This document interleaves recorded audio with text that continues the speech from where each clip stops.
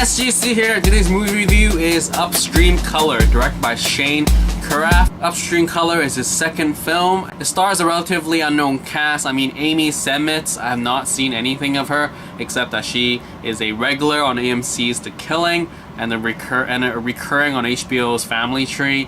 And the lead actor is Carruth himself.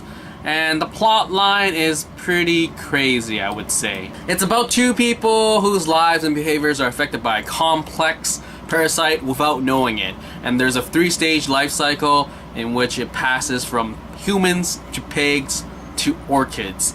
And this movie, what I liked about it the most is that there's so much focus on the actual situation and the subtle movements.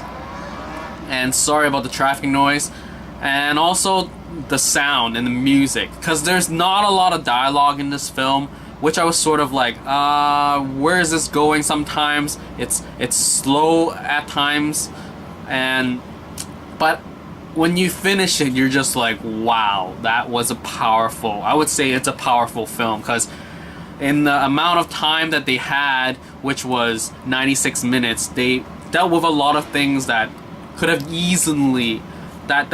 been easily done through dialogue, but it wouldn't have been as the same like powerful, I guess, atmosphere that it created. And at the same time, what I didn't like might have been this lack of dialogue, though at the end I appreciated it a lot. But throughout when I was watching it, I felt I don't know what's really happening. Like, I'm assuming these things are connected, but is it really? Am I looking into these things too deeply? But at the end, you see what's really happening with the characters and the actual like power of the parasite. And it's just really interesting way of just narrative. And there's a lot of themes and images. I mean, the music of sounds it's crazy, because there's a lot of sound in the actual story where he's collecting sounds. And it's just, oh, these things are reflected in different scenes, and it's yeah, I would totally recommend it if you're into these sort of things. But if you're looking for something crazy, like super weird, like with crazy story, you might like this, but it might be too slow for you if you're looking for something that has like dialogue and a progression of a normal movie. So there's a lot of crazy stuff here, because I mean, it got an 86% on Rotten Tomatoes, and it was recommended by Tim. Once again, another great recommendation.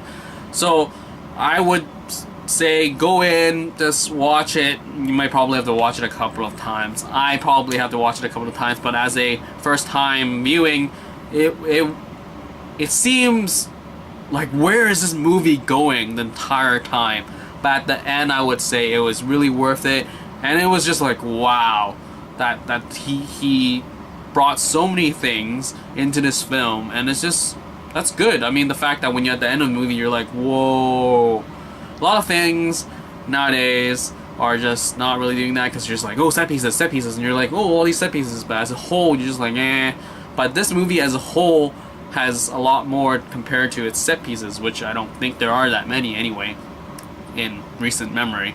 But as a whole, I really like this film because it just pushes the boundaries of like thematics, themes, and just images, and just the use of sound and music, and even just subtlety, like I said before.